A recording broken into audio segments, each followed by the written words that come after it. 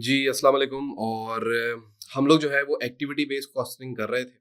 Last class के अंदर जो हम लोगों ने क्वेश्चन सॉल्व किया था, मेरे ख्याल से वो ये वाला क्वेश्चन था, मई 2016 का, पेपर 3 1 क्वेश्चन नंबर 5। ठीक है। अ, आज की क्लास के अंदर हम मजीद कुछ पास्ट पेपर्स के क्वेश्चंस करेंगे एक्टिविटी बेस्ड कॉस्टिंग से रिलेटेड। अब आज जो मैंने क्वेश्चन प्लान करा हुआ है वो सबसे पहला तो ये क्वेश्चन है। अगर हम इसको देखें तो ये जो हम क्वेश्चन करने जा रहे हैं ये है आपका मई जून 2021 का क्वेश्चन है। ठीक है, तो यहाँ पे हम लिखते हैं मई जून 2021 का क्वेश्चन है।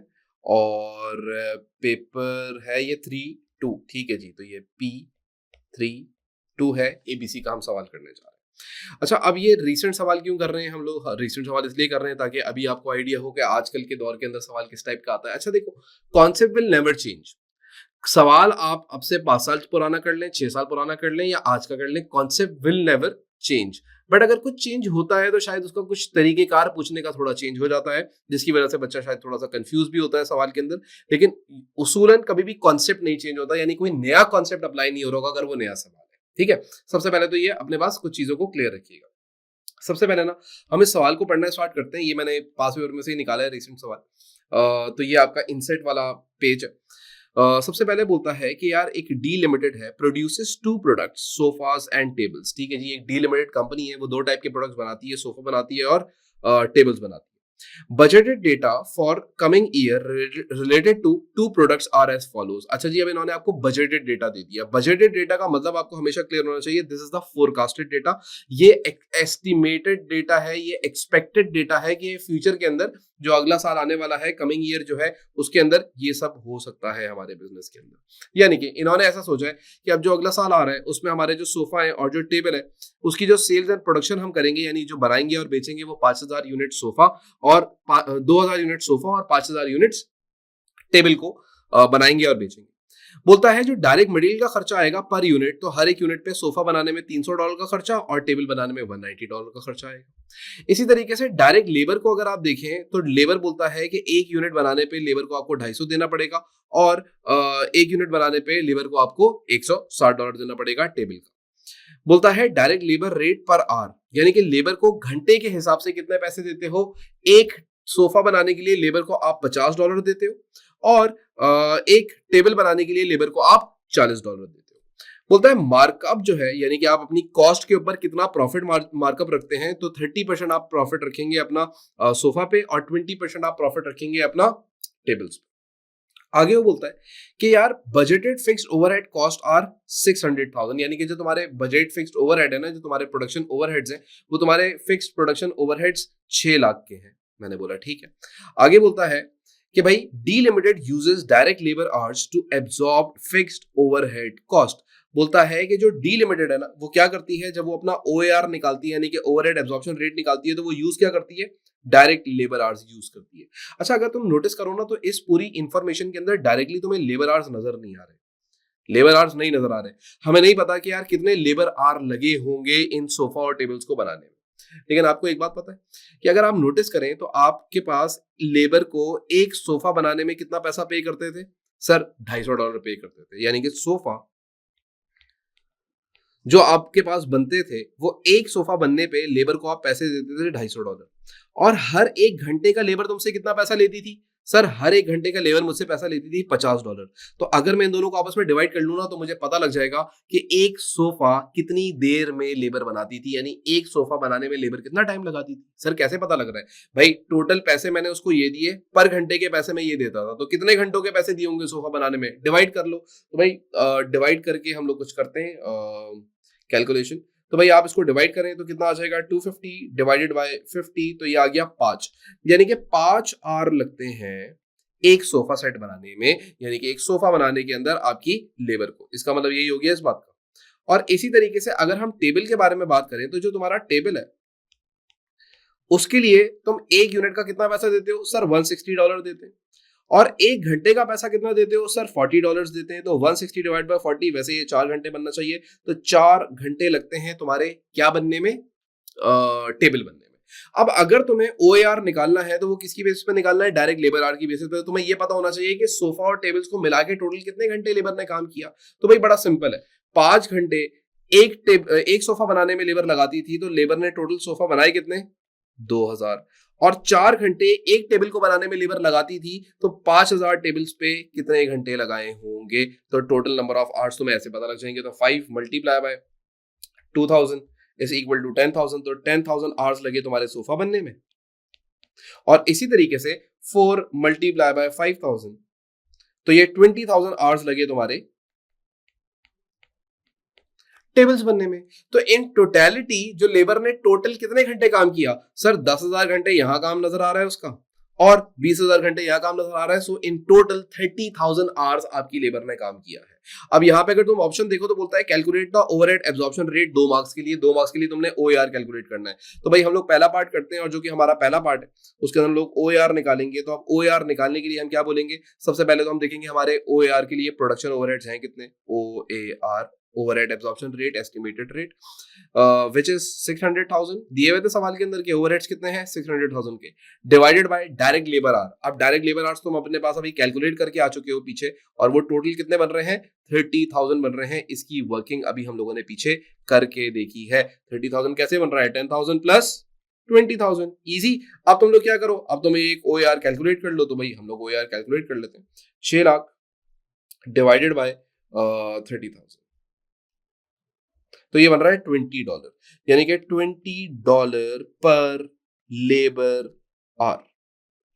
यानी कि मेरी लेबर जब 1 घंटा काम करती है ना, तो $20 का ओवरहेड का खर्चा आता है। ये ओवरहेड के खर्चों का मतलब क्या है? जिसमें रेंट है, सुपरवाइजर तनख्वाह वनख्वाह, ये वो सारी चीजें, जो भी ओवरहेड्स के खर्चे होते हैं, वो सारे के सारे खर्चे यहाँ पे रिकॉर्ड हो जाते हैं। डन, यहाँ तक बात समझ आती है। तो आपने OAR तो पहले कैलकुलेट कर लिया, बच्चों वाला काम था ये हम लोगों ने यहाँ पे किया, और इसके बाद फिर हम लोग सवाल के अंदर आगे बढ़ेंगे। अच्छा जी, अब अगर आप लोग सवाल के अंदर आगे बढ़े और आगे आगे देखें कि सवाल में आगे एग्जामिनर आपसे क्या बात करता है, तो नेक्स्ट बात है, बोलता है calculate the budgeted unit cost and the selling price of each product. अब आप लोगों ने क्या निकालना है? आप लोगों ने एक बजटेड यूनिट की कॉस्ट निकालनी है और उसकी सेलिंग प्राइस निकालनी है, यानी कि आप लोगों ने ये 2 काम करने हैं। अच्छा, बजट यूनिट कॉस्ट और उसकी सेलिंग प्राइस निकालने में हमें कोई बहुत ज्यादा प्रॉब्लम नहीं होनी चाहिए, क्योंकि ये बड़ी सिंपल सी बात होगी। सबसे पहले हम लोग क्या करते हैं, हम लोग यहाँ पे बोलते हैं कि भाई हम करने जा रहे हैं पार्ट बी, ठीक है। अच्छा, अब पार्ट बी यहाँ लिख लेते हैं और करना स्टार्ट करते हैं। हमारे पास 2 चीजें हैं, एक हमारे पास है सोफास और एक हमारे पास है टेबल्स, ठीक है मेरा बेटा। अब ये सोफास और टेबल्स के बारे में अगर हम बात करना स्टार्ट करें, तो सबसे पहले हम ये देखेंगे हमें क्या निकालनी है? एक सोफा की कॉस्ट और एक टेबल की कॉस्ट, एक सोफा की सेलिंग प्राइस और एक टेबल की सेलिंग प्राइस। तो पहले कॉस्ट निकालेंगे तभी सेलिंग प्राइस आ सकती है, जब तक कॉस्ट ना पता हो सेलिंग प्राइस तो निकाल नहीं सकते। सो हम लोग पहले कॉस्ट कैलकुलेट करते हैं। तो भाई अगर आपने इसकी कॉस्ट कैलकुलेट करनी है, पहले यूनिट की कॉस्ट कैलकुलेट करनी है और उसके बाद सेलिंग प्राइस कैलकुलेट करनी है, तो कॉस्ट कैलकुलेट करने में इसमें खर्चा कितना आ रहा है? सबसे पहले तो इसके ऊपर लग रहा है कुछ डायरेक्ट मटेरियल, तो पहले तो हम डायरेक्ट मटेरियल यहाँ पे लाके लिख देते हैं। तो भाई यहाँ पे आते हैं और यहाँ पे आके मेंशन करते हैं डायरेक्ट मटेरियल। अब जो मेरा डायरेक्ट मटेरियल है, अगर तुम नोटिस करो तो सोफा बनने में $300 का और टेबल बनने में $190 का। सिंपल हो गया। तो यहाँ पे लिखो $300 और यहाँ लिखो $190। आसान हो गई ना बात। अब आगे बढ़ते हैं, आगे देखें। उसके बाद आपके पास क्या आ जाएगी? डायरेक्ट लेबर आ जाएगी। तो अब हम लोग डायरेक्ट लेबर मेंशन करते हैं, डायरेक्ट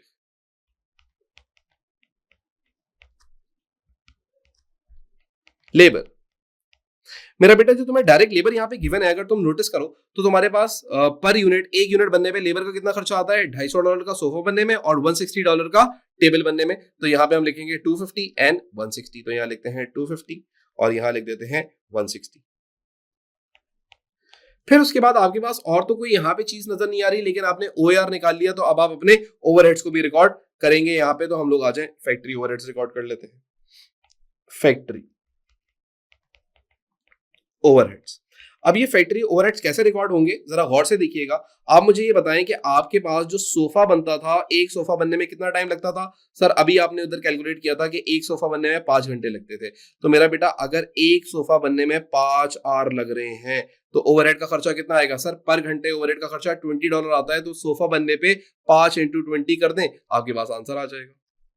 5 इंटू 20 तो आंसर आ जाएगा, राइट। तो कैलकुलेट करते हैं। 5 इंटू 20 इज इक्वल टू 100। तो इधर ओवरहेड का खर्चा कितना आ रहा है? 100 आ रहा है। और जो दूसरा प्रोडक्ट है, जो तुम्हारा टेबल है, वो कितनी देर में बनता था सर? एक टेबल 4 घंटे में तैयार होता था। तो अगर 4 घंटे में एक टेबल तैयार हो रहा है तो 4 आवर्स, और पर घंटे ओवरहेड का खर्चा कितना आता है तुम्हारे सर? $20 का खर्चा आता है। तो मल्टीप्लाई बाय 20, सिंपल हो गया। तो 4 इंटू 20 एहतियातन कर लेते हैं 80 आंसर आ रहा है। पहले तो यहां तक सारी चीजें आप लोग देख लें कि यहां तक जो मैंने आप लोगों को बात बताई, यहां तक आपको क्लियर हो गई। अब यहाँ पे जैसे ही आपका ये काम क्लियर हो गया ना, तो यहां से आप टोटल कॉस्ट को कैलकुलेट कर लेंगे। तो हमारे पास यहाँ पे आ जाएगी टोटल कॉस्ट। मेरा बेटा टोटल कॉस्ट का मतलब कि जो प्रोडक्ट बना रहे हो, एक प्रोडक्ट बनाने पे तुम्हारी टोटल कॉस्ट कितनी आ रही है? तो 300 प्लस 250, ये हो गया 550, और ये हो गया 650, तो 650 यहाँ लिख लेते हैं।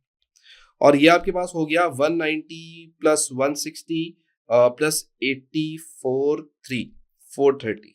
ठीक है जी, टोटल कॉस्ट आ गई आपके पास। तो आपने पहला वाला जो काम था वो तो एग्जामिनर को यहाँ पे करके दिखा दिया। अब आप लोगों ने क्या करना है? अब आप लोगों ने इसके ऊपर मार्कअप, जो कि आपको सवाल के अंदर गिवन है, वो मार्कअप अप्लाई करना है। अच्छा याद रखिएगा, यहाँ पे उसने आपको ऑलरेडी मार्कअप दिया हुआ था। अगर ये मार्जिन होता तो मार्जिन को पहले मार्कअप में कन्वर्ट करते और फिर कॉस्ट के ऊपर अप्लाई करते हैं, क्योंकि मार्कअप कॉस्ट के ऊपर हमेशा अप्लाई किया जाता है, मार्जिन अप्लाई नहीं होता। मार्जिन दिया हुआ हो तो उसको मार्कअप में कन्वर्जन की जाती है। अच्छा, अब यहाँ पे अगर आप नोटिस करें तो यहाँ पे हम लोग देख लेते हैं कि भाई हमारा मार्कअप कितना है। तो मार्कअप की कैलकुलेशन कैसे करोगे? Mark up. तो भाई वैसे तो 650 का 130% भी निकाल सकते हो, वरना 650 का 30% निकालो तो इसका मार्कअप पता लग जाएगा सोफा का। और इसी तरीके से 430 का 30% निकालो, यानी कि आप कॉस्ट पे कितना परसेंट प्रॉफिट रखते हो? 30%, इसलिए 30 से मल्टीप्लाई कर रहे हैं। 30% निकालो तो इसका आपको मार्कअप पता लग जाएगा। तो आ जाए पहले हम दोनों के मार्कअप कैलकुलेट कर लेते हैं, और उसके बाद फिर इसकी सेलिंग प्राइस भी कैलकुलेट कर जाएंगे। तो भाई 650 मल्टीप्लाई बाय 30%, तो ये आ रहा है 195। यानी कि यहाँ पे हम मार्कअप कितना रखते हैं? 195 का मार्कअप रखते हैं। यानी कि प्रॉफिट कितना होता है? हम इतना प्रॉफिट रखते हैं इस प्रोडक्ट के ऊपर। और 430 मल्टीप्लाई बाय 30% इस अच्छा, इस पे 30% नहीं था, इस पे 20% था, याद है?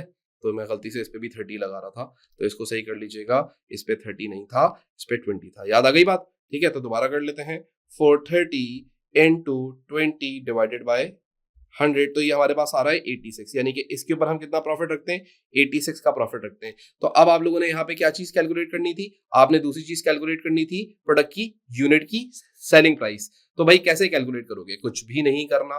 तुम्हें पता है कि चीज है कितने की कॉस्ट और उसमें प्रॉफिट कितने का है, तो सेलिंग प्राइस दोनों को ऐड करके आ जाएगी। तो सेलिंग प्राइस, तो हम कैलकुलेट कर लेते हैं। 650 plus 195 is equal to 845।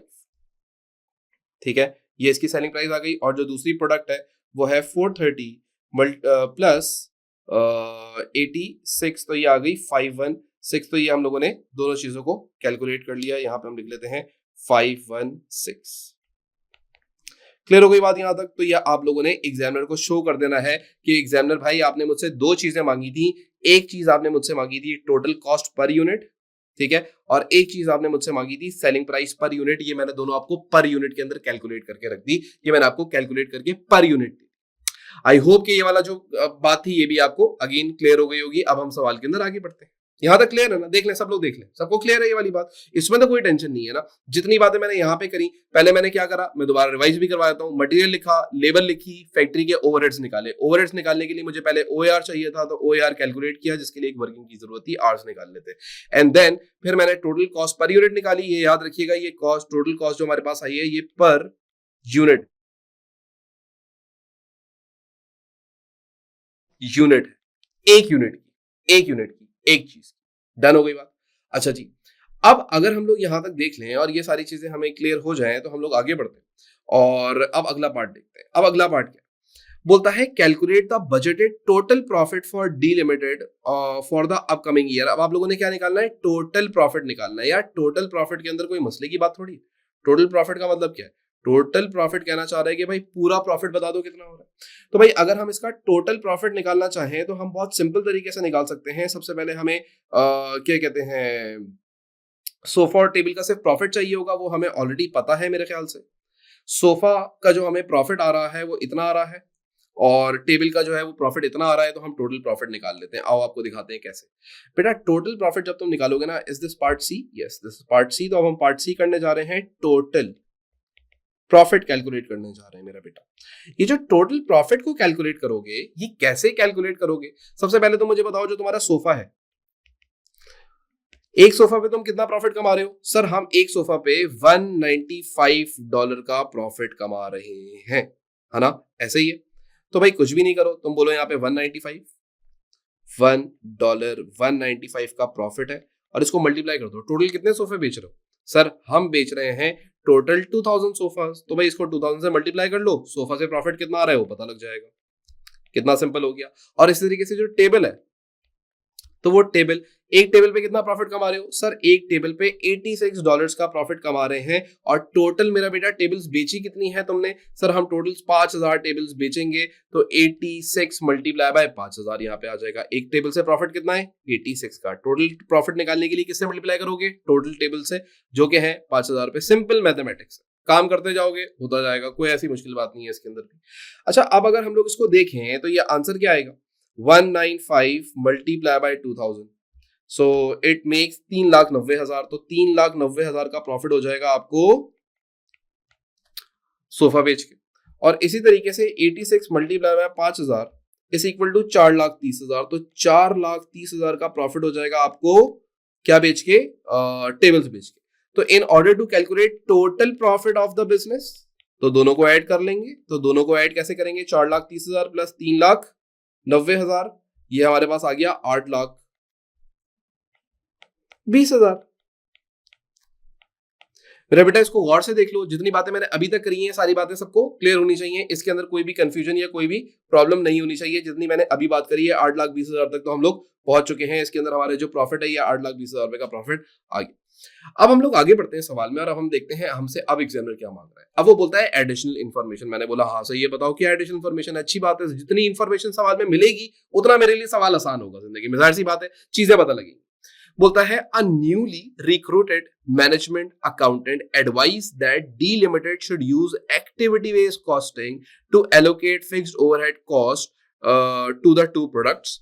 The management accountant has provided the following information relating to sofas and tables. बोलता है इन्होंने एक नया बंदा हायर किया है, और वो नया बंदा इनको सजेशन ये दे रहा है कि भाई आप लोग जो कन्वेंशनल एब्जॉर्प्शन कॉस्टिंग इस्तेमाल कर रहे हैं, आप उससे हटें और एडवांस मॉडल पे आए। और एडवांस मॉडल कहलाता है एक्टिविटी बेस्ड कॉस्टिंग, जो कि हम अपनी पिछली 3-4 क्लासेस के अंदर पढ़ते हुए आए हैं पूरा ये टॉपिक। तो ये एक्टिविटी बेस्ड कॉस्टिंग पे आके और फिर अपने ओवरहेड्स को एलोकेट करें, उसने ये बात बोली। और फिर उसके साथ उसने कुछ आपको डेटा भी दे दिया ओवरहेड्स का। उसने बोला ये जो तुम्हारे 6 लाख रुपए के ओवरहेड्स थे ना सवाल में इन टोटल, ये जो तुम्हें 6 लाख रुपए के ओवरहेड्स दिए हुए थे, इसने इसका ब्रेकअप बना दिया। कैसे ब्रेकअप बना दिया? इसने बोला कि भाई जब सेटअप करते हो ना तो 1 लाख का खर्चा आता है, मशीन के ऑपरेशन पे 3,20,000 का खर्चा आता है, मटेरियल की कटिंग पे 1,20,000 का खर्चा आता है, और इंस्पेक्शन पे 60,000 का खर्चा आता है, विच टोटल मेक्स 6 लाख। तो उसने उसको ब्रेक करके दे दिया। यू नो व्हाट, ये क्या है? ये आपका कॉस्ट पूल है। ये आपका क्या है? सारा कॉस्ट पूल है। अगर ये पूरा बोले तो ये क्या है? आपका कॉस्ट पूल दे दिया एग्जामिनर ने। फिर उसके बाद आपको जाहिर सी बात है कॉस्ट पूल जहां दे दिया वहीं पे वो आपको कुछ उसके कॉस्ट ड्राइवर्स भी बताएगा। तो अब वो आपको कॉस्ट ड्राइवर बता रहा है कि जो सोफा और टेबल है ना, तो नंबर ऑफ सेटअप्स कितनी बार लगाना पड़ा इसको अपनी फैक्ट्री में। सोफा बनाने के लिए 600 बार सेटअप करना पड़ा, और 400 बार टेबल के ऊपर सेटअप करना पड़ा इसको। सेटअप का मतलब जो उसकी प्रोडक्शन लाइन है उसको बिछाना और उसके ऊपर सारी अरेंजमेंट करना, तो इतनी बार सेटअप्स लगे। मशीन आवर्स, मशीन चली सोफा को बनाने के लिए 5,000 घंटे, और टेबल्स को बनाने के लिए मशीन चली 3,000 घंटे। तो जाहिर सी बात है कि मशीन का जो खर्चा है, जितनी मशीन इधर चली है उतना खर्चा इधर जाना चाहिए, जितनी मशीन इधर चली है उतना खर्चा इधर जाना चाहिए। फिर उसके बाद इसी तरीके से अगर आप आगे जाओ तो कटिंग का जो आपके आर्ट्स थे, तो कटिंग आर्ट्स सोफा के ऊपर लगे 400 घंटे और टेबल्स पे लगे 200 घंटे। इंस्पेक्शन के जो आर्ट्स लगे वो 500 घंटे लगे सोफा पे, और टेबल्स पे लगे 500 घंटे। यानी कि यहाँ पे दोनों इक्वल हैं, यानी कि इधर इन लोगों के पास कोई खास ऐसा मसला मसाइल नहीं है। अच्छा जी, अब बोलता है calculate the budgeted unit cost and the selling price of each product using ABC. बोलता है अभी जो तुम काम करके आए हो, अभी जो ये काम करके आए हो पार्ट बी के अंदर, यही कर दो। दोबारा यही कर दो, लेकिन अब मॉडर्न कॉस्टिंग मेथड के ऊपर आके कर दो, अब एक्टिविटी बेस्ड कॉस्टिंग को इस्तेमाल करते हुए कर दो। तो अब जब एग्जामिनर हमसे ये सारी बातें मांग रहा है या वो ये सारी ख्वाहिशात कर रहा है इस पार्ट के अंदर जो कि हमारा पार्ट डी है, तो हम उसकी ये सारी ख्वाहिशात को पूरा करते हैं। अब इसकी ख्वाहिशात को पूरा करने के लिए ना हमें सबसे पहले पता है क्या करना चाहिए, हमें एक वर्किंग कर लेनी चाहिए। वर्किंग क्या कर लेनी चाहिए कि यार हम ये देखें कि हमारे पास जो सोफा और टेबल है, अगर हम उनको उनके कॉस्ट ड्राइवर्स के हिसाब से डिस्ट्रीब्यूट करें तो वो किस तरीके से होगी ताकि हमारा सवाल आसान हो जाए। तो लेट स्टार्ट वर्किंग फर्स्ट। हम यहाँ पे एक वर्किंग स्टार्ट करते हैं और नेक्स्ट पेज पे कर लेते हैं। चलो पार्ट डी स्टार्ट कर रहे हैं, तो इससे पहले हम इसकी पहले वर्किंग करेंगे, यानी कि ओवरहेड्स को प्रॉपर्ली एलोकेट करेंगे पहले। सही है, क्योंकि अब एबीसी आपको याद है ना कि एबीसी के अंदर पहले ओवरहेड्स को एलोकेट किया जाता है उनकी एक्टिविटीज को देखते हुए, उनके कॉस्ट ड्राइवर्स को देखते हुए।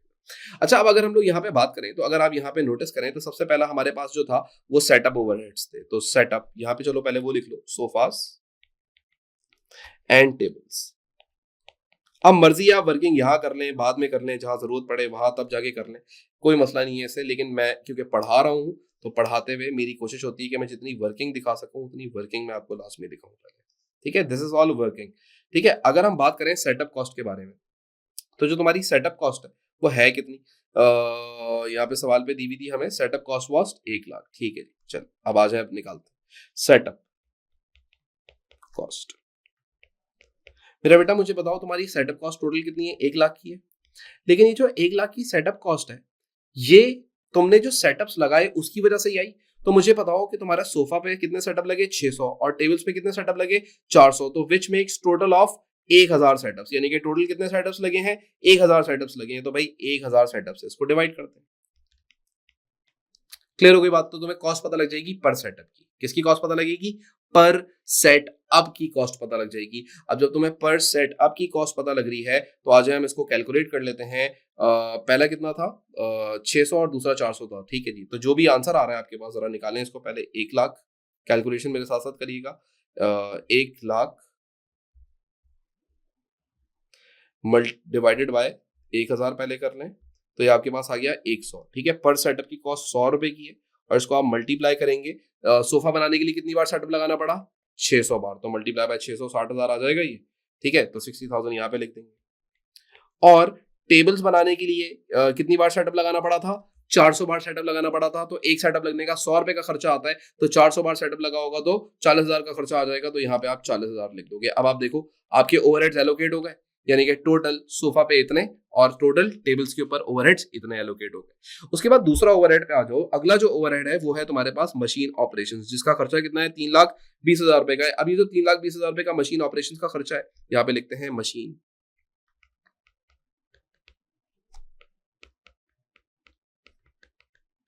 ऑपरेशंस 3,20,000। मेरा बेटा ये 3,20,000 रुपए का जो तुम्हारे पास खर्चा आया, ये कितनी घंटे मशीन चली, तो खर्चा आया सर 5,000 घंटे मशीन चली सोफा के लिए और 3,000 घंटे मशीन चली टेबल्स के लिए। तो टोटल 8,000 आवर्स चली। तो पर घंटे का रेट निकाल लो। तो कैसे निकालोगे सर, 8,000 से डिवाइड कर देंगे। तो बेटा इसको 8,000 से पहले डिवाइड करो, एक आंसर आ जाएगा। तो भाई निकालते हैं 3,20,000, 3,20,000 डिवाइडेड बाय 3,20,000 क्या हो गया इसको, 3,20,000 डिवाइडेड बाय कितना था, 8,000। ठीक है जी, तो ये आ गया 40। ठीक है, अब इस 40 को तुम देखो कि यार ये 40 एक घंटे का खर्चा कितना आ रहा है मशीन ऑपरेशंस का, $40 का आ रहा है। तो भाई मुझे बताओ सोफा बनाने के लिए कितने घंटे काम हुआ, सर सोफा बनाने के लिए 5,000 घंटे काम हुआ। तो इसको मल्टीप्लाई कर लो 5,000 से। और टेबल बनाने में कितने घंटे काम हुआ सर, 3,000 से। तो उसको मल्टीप्लाई कर लो 3,000 से। तो इसको मल्टीप्लाई करते हैं पहले 5,000 से, 40 इंटू 5,000, ये आ गया 2 लाख। अच्छा, आपके पेपर बड़े सिंपल होते हैं, तो यहाँ पे अगर 2 लाख आ रहा है तो बाकी 3,20,000 में से अगर 2 लाख इधर ही चला गया तो बाकी उधर जाना चाहिए 1 पीस। लेकिन आप फिर भी कैलकुलेशन कर लीजिएगा 40 इंटू 3,000। ठीक है जी, तो ये 1,20,000 ही आंसर बनेगा, विच मेक्स इन टोटल 3,20,000। ठीक है, आपका पेपर आसान होता है, A2 है, तो इस वजह से ये ऐसी कैलकुलेशन देता है कि बच्चा थोड़ा अगर अकलमंद हो तो फौरन समझ समझ के इस चीज को करता जाए, उसको टेंशन ना हो इस चीज को लेके। अच्छा जी, अब हम लोग अगले ओवरहेड्स पे चलते हैं। जो अगला ओवरहेड हमें दिया हुआ है वो है मटेरियल कटिंग। ठीक है जी, तो मटेरियल कटिंग के ऊपर आ जाते हैं। मटेरियल कटिंग, मेरा बेटा जो तुम्हारा मटेरियल कटिंग है उसका टोटल ओवरहेड का खर्चा है 1,20,000। तो तुम उठाओ 1,20,000 और उसको डिवाइड कर दो। अब मुझे बताओ कि कटिंग करने के लिए घंटे कितने लगे। सर सोफा को कटिंग करने के लिए 400 घंटे और टेबल्स को कटिंग करने के लिए 200 घंटे लगे। तो भाई इस डिपार्टमेंट में टोटल 600, या इस ओवरहेड के लिए आपको टोटल कितने घंटे इस्तेमाल करने पड़े हैं, 600 घंटे। तो भाई आप पहले पर घंटे का रेट निकालोगे तो 600 से डिवाइड कर लो, तो 1,20,000 डिवाइड बाय 600, ये आंसर आ जाएगा आपके पास 200। ठीक है, तो अब आप क्या करें, इसको मल्टीप्लाई कर लें। मुझे बताएं सोफा के लिए 400 से और टेबल के लिए 200 से, तो यहाँ पे आ जाएं, यहाँ पे मल्टीप्लाई करें 400 और यहाँ मल्टीप्लाई कर लें 200, आपके पास आंसर आ जाएगा। ठीक है, तो भाई आ जाए 200 इंटू 400, तो ये आ गया 80,000। ठीक है जी, और 200 इंटू 200 यह आ जाएगा आपके पास 40,000, 1,20,000 रुपए बन जाएगा इन टोटल। फिर उसके बाद देखो अगला क्या दिया हुआ है, इंस्पेक्शन। इंस्पेक्शन का टोटल खर्चा कितना है, 60,000 का है। तो भाई यहाँ पे आप पहले लिखें इंस्पेक्शन। जो इंस्पेक्शन का खर्चा है वो 60,000 रुपए का था। ठीक है जी, लिख लेते हैं 60,000 और इसको आप डिवाइड कर देते हैं। भाई टोटल इंस्पेक्शन करने के लिए टोटल आवर्स कितने लगे, सर 500 घंटे यहाँ लगे और 500 घंटे यहाँ पे लगी, तो विच मेक्स इन टोटल 1,000 घंटे। तो भाई 1,000 घंटे से डिवाइड कर ले, पर घंटे का रेट पता लग जाएगा। तो भाई 60,000 सिंपल आंसर आएगा, लेकिन फिर भी कर रहा हूं मैं, डिवाइड बाय 1,000, 60,000 डिवाइडेड बाय 1,000। ठीक है जी, 60 आ जाएगा आंसर। अब 60 को मल्टीप्लाई करेंगे, सोफा बनने के लिए भी 500 घंटे लगे और टेबल बनने के लिए भी 500 घंटे लगे, तो ये इक्वली डिवाइड हो जाएगा, मल्टीप्लाई बाय 500 करेंगे तो ये 30,000 आ जाएगा और बाकी का भी 30,000 ही आ जाएगा। पहले तो यहां तक आप सारी चीजें देख लें, यहां तक जो हम लोगों ने सारा काम किया है, जितने भी ओवरहेड्स थे इनको हम लोगों ने एक्टिविटी वाइज क्या कर दिया, अभी डिस्ट्रीब्यूशन कर दी इसकी। अब मुझे ये पता लग गया है कि यार मेरे सोफा टेबल्स बनने में जो ओवरहेड का खर्चा आ रहा होगा वो कितना खर्चा आ रहा होगा। अब मैंने क्या करना है, वंस मैं ये वाला काम सारा कर गया और मैंने ये सारी जो मेरी जो वर्किंग वाला पार्ट था ये सारी मैंने अपनी वर्किंग वगैरह कर ली, तो अब मेरे पास यहाँ पे टोटल ओवरहेड्स आ जाएंगे। तो मैं अपने टोटल ओवरहेड्स को कैलकुलेट कर लेता हूँ, टोटल ओवरहेड्स। तो भाई टोटल ओवरहेड्स को निकालने के लिए मुझे क्या करना है, सोफा के लिए टोटल ओवरहेड निकालते हैं पहले, 60,000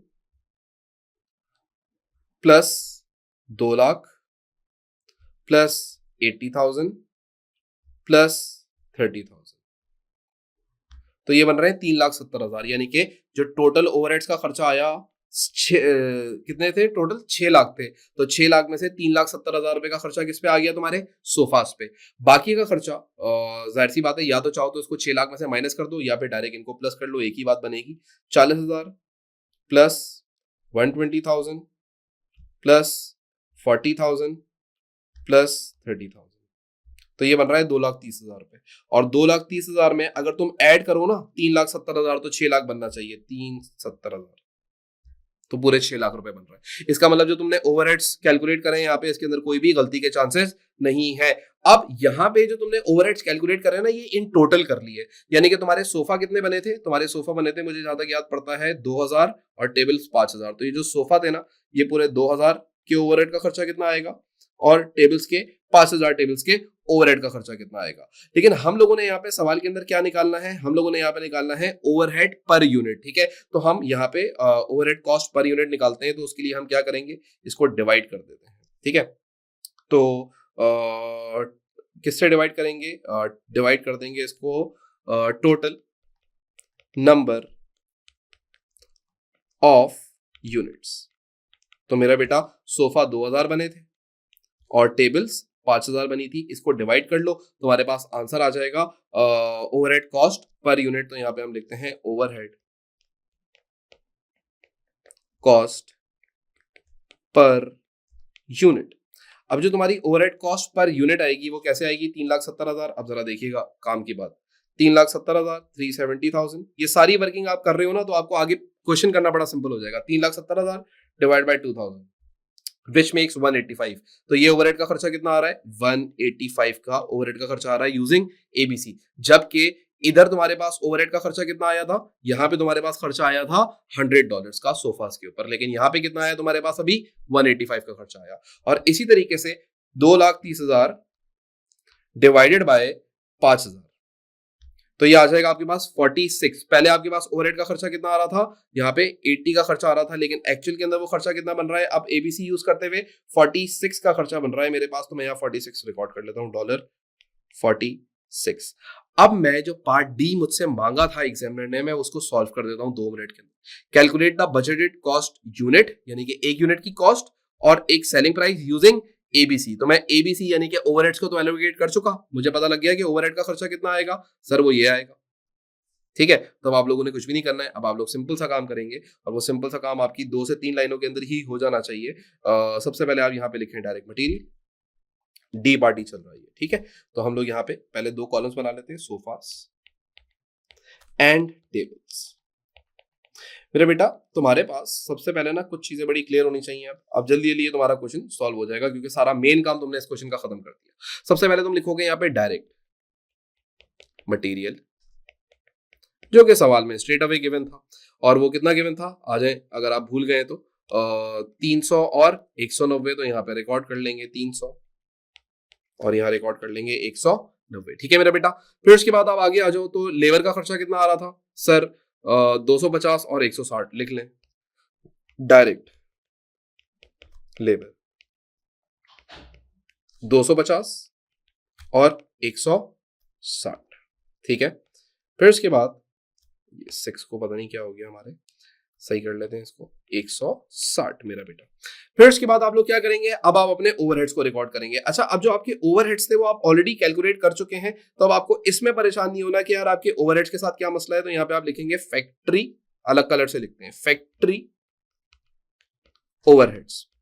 अब इसके लिए ना हम ऑलरेडी वर्किंग 2 कर चुके हैं या वर्किंग 1 कर चुके हैं, जो भी इसको नाम दिया था हमने, इसको नाम हमने वर्किंग ही दिया था, इसको वर्किंग 2 का नाम दे देते हैं। तो मेरा बेटा मुझे बताओ ओवरहेड का खर्चा कितना आ रहा है एबीसी यूज करने के बाद, 185 का खर्चा आ रहा है। तो यहाँ पे कितना लिख दोगे, 185 लिख दोगे। और इस पे कितना खर्चा आ रहा था, 46 का आ रहा था, 45 का तो नहीं आ रहा था, हाँ 46 का खर्चा आ रहा है, राइट। तो यहाँ पे लिख दोगे 46। जहां तक बात समझ आई। अब तुम लोगों ने क्या करना है, पर यूनिट की कॉस्ट को कैलकुलेट कर लेना है। तो कॉस्ट पर यूनिट निकालते हैं हम सबसे पहले यहाँ पे। अब यहाँ पे आ जाएगी आपके पास टोटल कॉस्ट पर यूनिट। मेरा बेटा जो तुम्हारे पास टोटल कॉस्ट पर यूनिट आएगी, इसको हम कैलकुलेट कर लेते हैं। आ जाए जरा, कितना कितना आ जाएगा, 300 plus 250 plus 185 is equal to 735। ठीक है, एक यूनिट की कॉस्ट ऐसे 735 बन रही है। और एबीसी जब यूज नहीं कर रहे थे, जब हम एब्जॉर्प्शन कॉस्टिंग यूज कर रहे थे, तो एक यूनिट की कॉस्ट उस वक्त कितनी बन रही थी, 650 की कॉस्ट बन रही थी। ठीक हो गया, तो इसका मतलब हम कॉस्ट को अंडर वैल्यू किए हुए थे सोफास की। इसी तरीके से जो दूसरे की कॉस्ट आप निकालेंगे वो बन जाएगी 190 plus 160 plus 46 is equal to 396। आप ऊपर देखें, जब आप पहले एब्जॉर्प्शन कॉस्टिंग यूज कर रहे थे तो इसकी कॉस्ट आप कैलकुलेट कर रहे थे 430, लेकिन इसकी एक्चुअल में अगर हम एबीसी यानी कि ज्यादा एक्यूरेट तरीके से कैलकुलेशन करें तो इसकी कॉस्ट कितनी निकल के आ रही है, 396 की निकल के आ रही है। अच्छा जी, अब अगर हम लोग आगे बढ़े यहाँ से, ये वाला काम तो हमारा हो गया ना, इसके अंदर तो हमें कोई मसला नहीं है। अब हमें निकालनी है सेलिंग प्राइस। अब सेलिंग प्राइस निकालना कोई मसला नहीं है। अब आप इसको क्या करें, मार्कअप से मल्टीप्लाई कर लेंगे। तो भाई हम लोग करते हैं यहाँ पे मार्कअप अप्लाई, मार्क अप। मेरा बेटा 735 का कितना परसेंट निकाल लोगे, 30%। और 396 का कितना निकाल लोगे, इसमें मार्कअप रखते थे ये लोग 20%। ये तो सवाल में ही बोला हुआ था ना, ठीक है। तो अब लोग क्या करते हैं, यहाँ पे इसकी कैलकुलेशन कर लेते हैं। तो भाई आ जाए 735 मल्टीप्लाई बाय 30%। तो प्रॉफिट कितना रख रहे हो भाई, आप इसके ऊपर रख रहे हो, दोबारा निकाल लेते हैं। 735 मल्टीप्लाई बाय 30%। ठीक है जी, तो ये मेरे पास जो प्रॉफिट आ रहा है ना, ये आ रहा है 220.5 का प्रॉफिट आ रहा है। और दूसरे का निकाल लेते हैं, 396 मल्टीप्लाई बाय 20 डिवाइडेड बाय 100, ये आ रहा है मेरे पास 79.2 का प्रॉफिट आ रहा है। तो भाई सेलिंग प्राइस निकालने के लिए मुझे क्या करना पड़ेगा, इन दोनों को आपस में ऐड करना पड़ेगा। तो सेलिंग प्राइस निकाल लेते हैं। सर सेलिंग प्राइस बोली थी, हाँ ये देखो क्या बोला उसने पार्ट डी के अंदर, उसने बोला कि यूनिट की कॉस्ट भी निकालो and selling price of each product भी निकालो। तो अब हम सेलिंग प्राइस भी निकाल लेते हैं हर एक प्रोडक्ट की। तो भाई कैसे निकलेगी, ये 79.2 पहले से लिखा हुआ है प्लस 396, तो ये बन रहा है 475.2।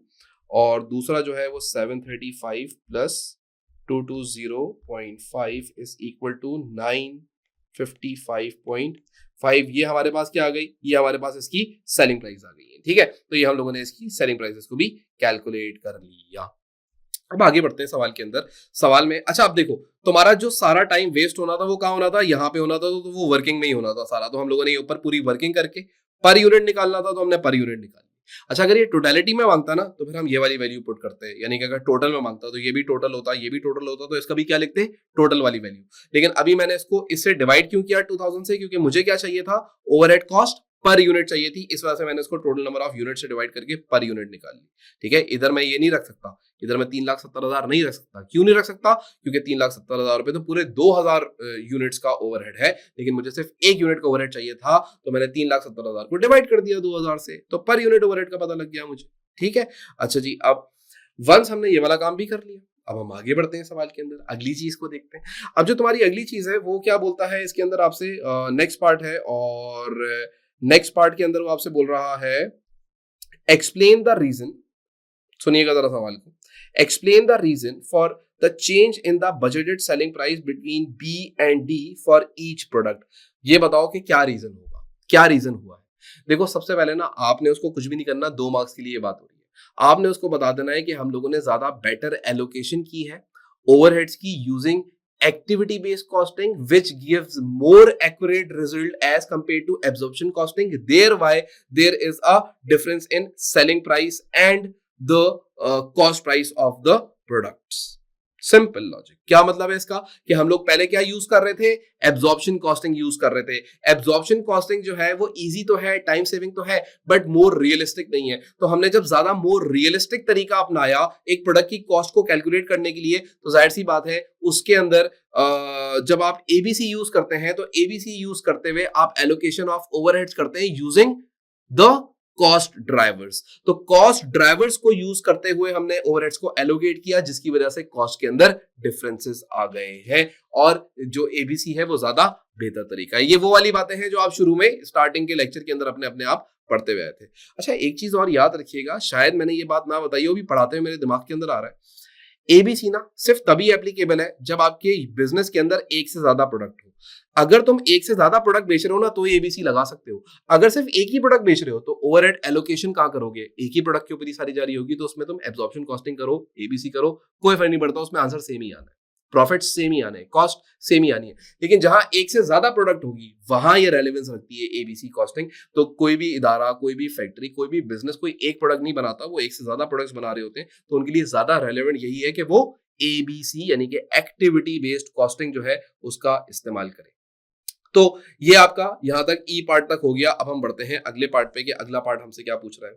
अगर ये एबीसी से रिलेटेड है तो हम इसके बारे में भी थोड़ी सी बात कर लेंगे कि भाई इस पार्ट के अंदर वो हमसे क्या बात कर रहा है। अच्छा जी, सबसे पहले वो बोलता है, सुनिएगा जरा बात को गौर से, the director decide to adopt ABC in the coming year. भाई डायरेक्टर्स ने डिसाइड कर लिया कि हम एबीसी अडॉप्ट कर लेंगे, हम एब्जॉर्प्शन कॉस्टिंग से हटके, जो हम कन्वेंशनल कॉस्टिंग करते हैं एब्जॉर्प्शन की उससे हटके, ये भी एब्जॉर्प्शन ही है बट ज्यादा बेहतर तरीका है। तो बोल रहा है कि अब एबीसी पे आ जाएंगे। बोलता है अगली बात, Due to higher markup on sofas, the director planned to make change to the budgeted production volume for each product. They want to shift the direct labor resource to produce more sofas and produce only 3,000 tables. ठीक है जी, वो बोल रहे हैं कि जो भी हमारी लेबर है ना, उस लेबर को हम टेबल्स को कम करके और हम ज्यादा सोफास को बनाते हैं। क्यों? क्योंकि सोफास के बारे में वो बोल रहे हैं कि भाई सोफा के बारे में बोला था हायर मार्कअप। हाँ, वो ये बोल रहे हैं कि जो सोफा है ना उसके ऊपर ये ज्यादा मार्कअप रखते हैं। अगर तुम सवाल में भी देखो तो हाँ ऐसा ही है भाई, सोफा जब बेचते हैं तो उस पर कितना मार्कअप रखते हैं, 30% का रखते हैं।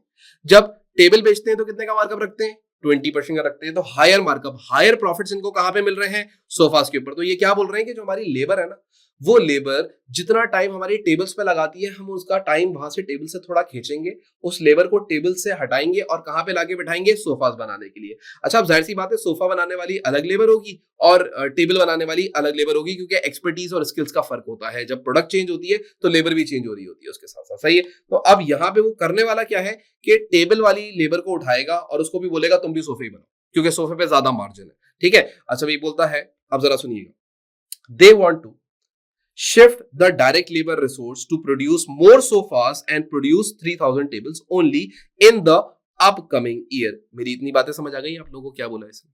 फिर आगे बोलता है how ever additional 90,000 training cost and 1,10,000 for converting the existing machine would be incurred. अब उसने बोला लेकिन ये हरकत करने के लिए इस बिजनेस को या डायरेक्टर्स को 90,000 की पहले तो ट्रेनिंग कॉस्ट देनी पड़ेगी या ट्रेनिंग कॉस्ट बेयर करनी पड़ेगी। सर ये ट्रेनिंग कॉस्ट क्या है? भाई वो जो लेबर टेबल बनाती थी वो सोफा तो नहीं बनाती थी। तो जब वो लेबर को तुम वहां से उठाओगे और सोफा बनाने के लिए लाके रखोगे तो पहले उनको ट्रेनिंग देनी पड़ेगी। तो वो ट्रेनिंग देने के लिए, वो सोफा बनाने की ट्रेनिंग देने के लिए उस पर $90,000 का खर्चा आएगा। और जाहिर सी बात है जब सोफा ज्यादा बनाओगे तो मशीनरी ज्यादा चाहिए होगी। तो जो तुम्हारे पास एग्जिस्टिंग मशीनरी जो टेबल बनाती थी उसको सोफे बनाने वाली मशीनरी बनाने के लिए, उसकी कन्वर्जन करने के लिए, उसको अपग्रेड करने के लिए आपको 1,10,000 रुपए और खर्चने पड़ेंगे। ये दो काम हो जाएंगे। बोलता है advise directors whether or not they should make the change, justify your answer with reference to the financial factors only. अच्छा, अब मैं एज अ स्टूडेंट भी इस बात को सोच रहा हूं कि यार एज अ स्टूडेंट जब बच्चा ये फाइनेंशियल फैक्टर्स निकालेगा, देखो सबसे पहले ना आपको एक चीज क्लियर होनी चाहिए। आपको ये पता होना चाहिए कि आप लोगों ने एक फाइनेंशियली एक स्टेटमेंट बनानी है और उससे आपने प्रॉफिट को कैलकुलेट करना है। यही काम करना है। अब मैंने ये नोटिस किया इस सवाल के अंदर कि मुझे ये तो पता है कि टेबल बनेगी 300, टेबल बनेगी 300, लेकिन लेकिन सोफा कितने बनेंगे मुझे नहीं पता।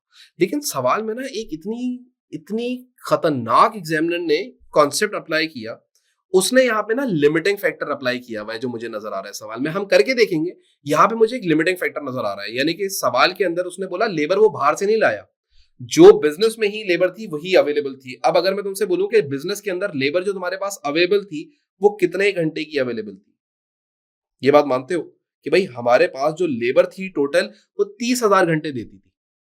याद है ये वाली बात? इतनी बात पहले याद करो, क्योंकि मैं जब सवाल अभी ऊपर आया देखने के लिए तो मेरे दिमाग में एक बात क्लिक करी कि यार ये इतना घुमा रहा है सवाल को बैठा के। ये बोल रहा है कि भाई तुमने लेबर को टेबल से उठाया और किस पे लगा दिया? सोफा के ऊपर लगा दिया। अब टेबल उसने बता दी कि अब ये टेबल बनेगी सिर्फ 3,000। तो अगर मैं तुमसे ये बोलूं कि यार मेरी जो एक टेबल है वो एक टेबल बनने पे कितना टाइम लगता है? 4 घंटे लगता है। तो अगर एक टेबल बनने पे, अगर मैं टेबल के बारे में बात करूं, अगर एक टेबल बनने पे 4 घंटे लगते हैं तो 3,000 टेबल बनने पे कितने घंटे लगेंगे? सबसे पहले तो आप ये कैलकुलेट करके बताओ। जरा सोचना कितनी खतरनाक बात करी है एग्जामिनर ने। भाई 4 मल्टीप्लाई बाय 3,000 कितने घंटे लग गए? 12,000 घंटे लग गए। मुझे एक बात तो बताओ कि तुम्हारे पास टोटल टोटल आवर्स अवेलेबल कितने हैं? सर 30,000। तो अब मुझे बताओ कि इस 30,000 घंटे में से 12,000 घंटे तुम यूज कर चुके क्या बनाने के लिए? टेबल बनाने के लिए। तो अब तुम्हारे पास रिमेनिंग कितना बचा? सर 18,000 घंटे। 18,000 घंटे के लिए 18,000 घंटे के लिए तुम क्या बनाओगे? 18,000 घंटे यूटिलाइज करोगे सर सोफाज बनाने में। अब मुझे बात बताओ, एक सोफा बनने में तुम्हें कितना टाइम लगता है? सर 5 घंटे लगता है। तो मुझे एक बात बताओ कि कितने सोफाज हैं जो बन सकते हैं? सर अब आप क्या करेंगे? 18,000 को डिवाइड कर देंगे 5 से, विच मेक्स 3600, विच मीन्स के 3600 सोफाज अब बनेंगे। कॉन्सेप्ट समझ आया क्या है?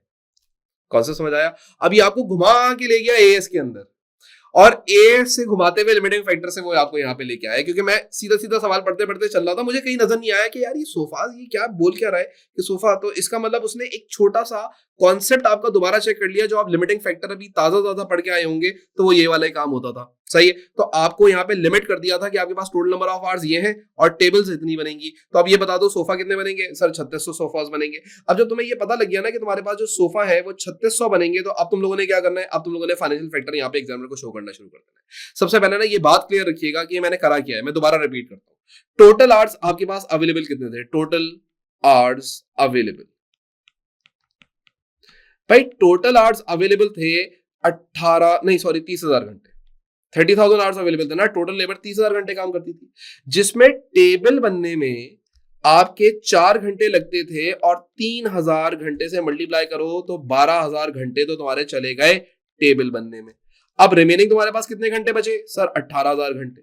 ये 18,000 घंटे कहां यूटिलाइज किए जाएंगे? ये 18,000 घंटे सोफा बनाने में यूटिलाइज किए जाएंगे। तो जो सोफा है वो एक सोफा 5 घंटे लेता है, तो 18,000 घंटे में कितने सोफे बनेंगे? तो एक्स आपने जो कैलकुलेट करना है 18,000 डिवाइडेड बाय 5 करके आंसर आ जाएगा इसका। तो ये आ जाएगा आपके पास 3600। कैसा? बात समझ आई? अब हम फाइनेंशियल फैक्टर कर सकते हैं, अब हम फाइनेंशियली इस बात को देख सकते हैं और इसको कैलकुलेट कर सकते हैं। ठीक है, अच्छा भाई, अब हम लोग निकालेंगे अपना एग्जिस्टिंग प्रॉफिट। सबसे पहले तो यहाँ पे आके तो हम लोग ये करने जा रहे हैं, कौन सा पार्ट कर रहे हैं? ये हम एफ कर रहे हैं। ठीक है, ई पार्ट थ्योरी था, एफ पार्ट कर रहे हैं। सही है, सोफास, वेरी गुड क्वेश्चन यार। सोफास एंड और क्या था आपके पास? टेबल्स। ठीक है जी। अच्छा जी, अब अगर हम लोग सोफा और टेबल को, चलो ऐसे नहीं करते, प्रॉफिट निकालना है ना हम लोगों ने, तो हम करते हैं इधर टोटल का कॉलम बना देते हैं।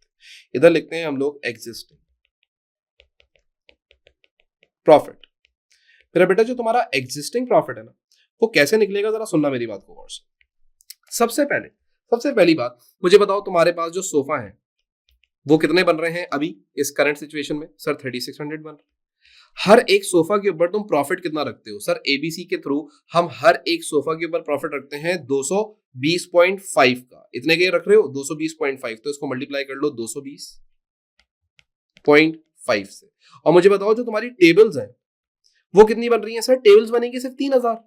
मेरा बेटा मुझे ये तो बताओ कि हर एक टेबल पे तुम्हारा प्रॉफिट कितना रखते हो? सर हम हर एक टेबल पे प्रॉफिट रखते हैं 79.2 का। तो बेटा इसको मल्टीप्लाई कर लो 79.2 से, तो पहले तो तुम्हें टोटल प्रॉफिट एग्जिस्टिंग पता लग जाएगा 79.2। ये फाइनेंशियल फैक्टर्स हम एग्जामिनर को शो कर रहे हैं। ठीक है, अच्छा जी, आ जाए इसको हम कैलकुलेट करते हैं। कैलकुलेटर निकालते हैं।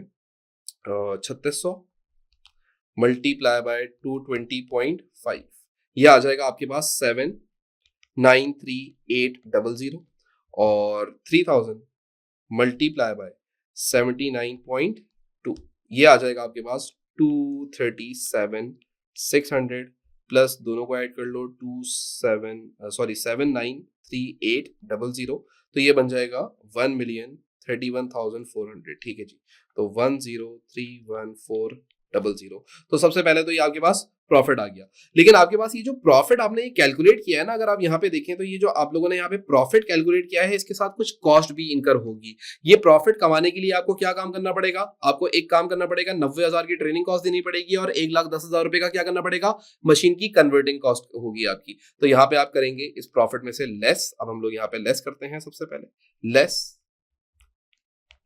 इसको क्या बोले? न्यू एक्सपेंसेस बोल लेते हैं, न्यू एक्सपेंसेस। ठीक है, अच्छा जी, इसमें सबसे पहला आपके पास कौन सा है? ट्रेनिंग है, तो वो ट्रेनिंग एक्सपेंस लिखते हैं यहाँ पे।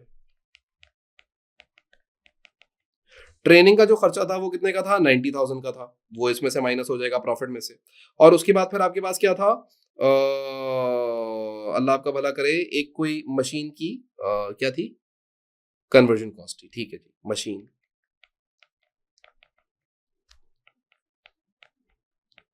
कन्वर्जन कॉस्ट, और विच मेक्स 1,10,000 रुपए की, ऐसा ही था। तब आपका प्रॉफिट कितना आ जाएगा? सबसे पहले आप यहाँ पे ये देखें, तो आपका जो प्रॉफिट आ जाएगा, यानी कि जो आपका एग्जिस्टिंग प्रॉफिट या लॉस आ जाएगा, टोटल प्रॉफिट, ऐसे लिख लेते हैं, total profit as per new plan. तो भाई ये आ जाएगा आपके पास, जरा निकालते हैं, ये हमारे पास कैलकुलेटर में लिखा हुआ है, 1,03,400 माइनस 90,000 माइनस 1,10,000, तो ये आपके पास बन रहा है 831,400 का। तो यहाँ पे हम लिखते हैं 831,400, यानी कि अगर हम ये सब कर जाएं तो हमारा जो प्रॉफिट आएगा वो कितना आएगा? 831,400 का आएगा। लेकिन हमने उसको एडवाइस करना है कि उसे ऐसा करना चाहिए नहीं करना चाहिए, तो हमें ये पता होना चाहिए कि जो हमारा ओरिजिनल प्रॉफिट है वो कितना आना चाहिए। तो अगर हम अपना ओरिजिनल प्रॉफिट देखें तो ओरिजिनल प्रॉफिट कैसे निकलेगा? यहाँ पे देखिएगा जरा, ओरिजिनल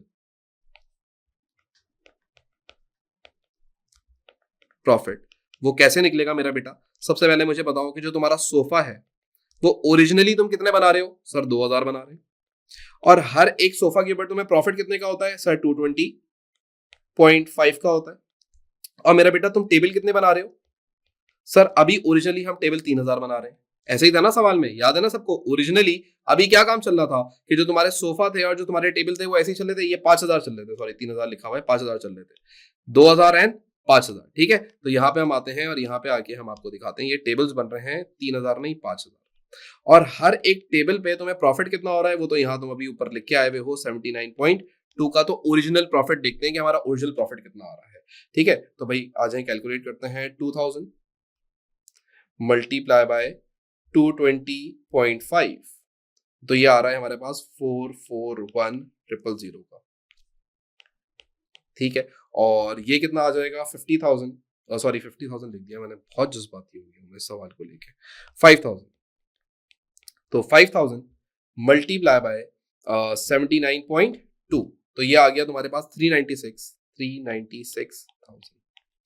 अच्छा जी, अगर हम इसको देखें तो यहाँ पे हम इतना टोटल प्रॉफिट कितना कर रहे थे, 396 और 441,000, जरा देखते हैं कि हम टोटल कितना बना रहे हैं, 441,000। तो ये अभी हम प्रॉफिट कर रहे हैं एग्जिस्टिंग 837,000, और जब हम ये नए प्लान पे जाएंगे तो हम कितना कर रहे हैं, 831,400। तो मुझे बताओ कि एग्जिस्टिंग प्लान ज्यादा प्रॉफिटेबल है या ये ज्यादा प्रॉफिटेबल है? तो अब ये जो तुमने यहाँ पे निकाला तो तुम्हें पता लग जाएगा कि तुम न्यू प्लान के ऊपर लॉस कितना कर रहे हो, न्यू प्लान के ऊपर जो तुम्हें लॉस हो रहा है वो इन दोनों का डिफरेंस निकाल लो। तो ये डिफरेंस निकाल लेते हैं, ये 837,000 लिखा हुआ है, 831,400 आ रहा है, ठीक है जी। तो ये हमारे पास आ रहा है 5,600 का। तो डिक्रीज इन लॉस कितना आया आपके पास, 5,600 का कैलकुलेटर आपको लॉस कह रहा है। यानी कि मतलब ये हुआ कि अगर हम नए प्लान पे जाते हैं, अगर हम नए प्लान पे जाते हैं तो फर्स्ट ईयर जो हम प्रॉफिट कमाएंगे वो इतना कमाएंगे, और अगर हम एग्जिस्टिंग प्लान पे रहते हैं तो फर्स्ट ईयर हम अभी कितना प्रॉफिट कमाएंगे, इतना प्रॉफिट कमाएंगे, और ओवरऑल के अंदर हम जो लॉस करेंगे या डिक्रीज इन प्रॉफिट आएगा वो कितना आएगा, हमारा 5,600 आएगा। लेकिन एग्जामिनर को ये भी बताओगे कि जो ट्रेनिंग कॉस्ट है, अगर इस ट्रेनिंग कॉस्ट ने सिर्फ एक ही साल इनकर होना है और अगर इस मशीन कॉस्ट ने सिर्फ एक ही साल इनकर होना है, तो फिर जो आपका न्यू प्लान है, जो आपका ये एग्जिस्टिंग न्यू प्लान है, इस प्लान के मुताबिक आपको जाना चाहिए। अगर तो आपको लगता है कि ट्रेनिंग कॉस्ट और ये मशीन कन्वर्जन कॉस्ट हर साल आएगी, जो कि प्रैक्टिकली पॉसिबल नहीं है, ट्रेनिंग दोगे तो हो जाती है और मशीन को कन्वर्ट करो तो हो जाती है, तो प्रैक्टिकली हमें ये नजर आता है कि ये दोनों कॉस्ट पहले साल आएंगी, दूसरे साल से ये दोनों कॉस्ट नहीं आएंगी, और दूसरे साल से फिर प्रॉफिट्स क्या हो जाएंगे, हाई हो जाएंगे। दूसरे साल से प्रॉफिट्स क्या हो जाएंगे, बढ़ जाएंगे। दूसरे साल से प्रॉफिट्स क्या हो जाएंगे, ज्यादा हो जाएंगे। तो यहां पे जो आपने एग्जामिनर को देनी थी, advise the director whether or not they should make the change, justify और answer with the reference to the financial factors only. तो मैंने पहले फाइनेंशियल फैक्टर के लिए मैंने अपनी स्टेटमेंट तैयार करी और मैंने उसको दिखाया कि भाई 3600 सोफा और 3,000 टेबल्स बनेंगी अब तुम्हारे इस नए प्लान के मुताबिक, जो कि तुम्हें इन टोटल इतना प्रॉफिट देगी। लेकिन पहले साल तुम्हें ट्रेनिंग का इतना खर्चा आएगा और कन्वर्जन का इतना खर्चा आएगा, जिसकी वजह से तुम्हारे पहले साल का जो प्रॉफिट बनेगा न्यू प्लान के मुताबिक वो इतना बनेगा। जबकि अगर तुम अपने एग्जिस्टिंग प्लान को देखो तो वो तुम्हें 5,600 का ज्यादा प्रॉफिट दे रहा है, लेकिन पहले साल को छोड़ के उससे अगले साल से तुम बहुत ज्यादा प्रॉफिटेबल हो जाओगे। उसके बाद तुम्हें कोई खास टेंशन नहीं होगी इन खर्चों की, तो उसके बाद तुम ज्यादा प्रॉफिटेबल हो जाओगे, क्योंकि अभी एग्जिस्टिंग के हिसाब से ये प्रॉफिट है और नए प्लान के हिसाब से तो इनका इतना प्रॉफिट आना शुरू हो जाएगा। बात समझ आई? तो इनका जो प्रॉफिट है वो ज्यादा हो जाएगा सेकंड ईयर से जाके। तो ये पूरी जो बात है आपने सिर्फ अब उसको अल्फाज में थोड़ी सी समझा देनी है। क्या समझाओगे? दोबारा रिपीट कर रहा हूं बात, दोबारा रिपीट कर रहा हूं, गौर से सुनना। मैंने क्या बोला कि अभी नया प्लान है तो अच्छा, लेकिन पहले साल आपको ये लॉस देगा, लेकिन ये ट्रेनिंग कॉस्ट और ये मशीन कन्वर्जन कॉस्ट तो एक साल की कॉस्ट है, इसी साल ये प्रॉफिट्स गिरेंगे, लेकिन अगले साल से इस प्लान के मुताबिक अगर चलोगे तो ज्यादा प्रॉफिटेबल होगे as compare to your original plan, जिसके ऊपर आप अभी चल रहे हैं कि 2,000 सोफा और 5,000 टेबल्स बना रहे हैं, जबकि इस टेबल में से लेबर को निकालें और इस टेबल्स को बनाए खाली 3,000, और ये जो 2,000 सोफे बना रहे हैं क्योंकि सोफे ज्यादा प्रॉफिटेबल है तो सोफों को जितना बढ़ा सकते हैं उतना बढ़ा दें, तो 2,000 से 3,600 कर दें।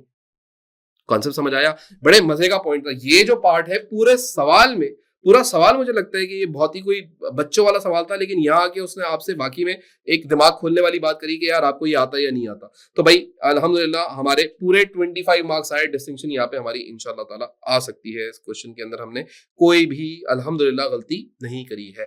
तो दैट्स इट आज की क्लास के लिए। आज हम लोगों ने जो ये सारी चीजें पढ़ी हैं और ये सारी चीजें देखी हैं, इसको आई होप कि आप लोगों को बहुत अच्छे से समझ आई होंगी इस सवाल की।